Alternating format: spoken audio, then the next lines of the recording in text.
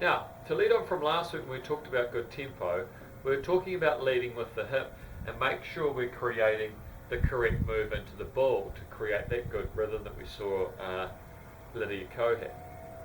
Now, to make sure you do it correctly, I want you to really focus on how you're setting up with the hips.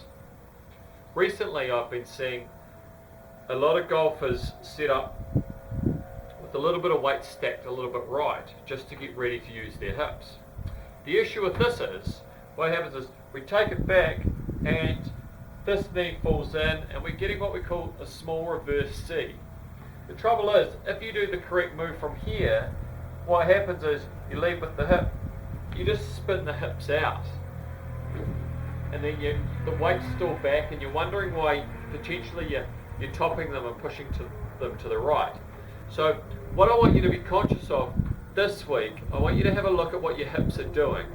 Okay, I don't want them stacked way over here like this. Okay, because again, what goes this way generally goes that way.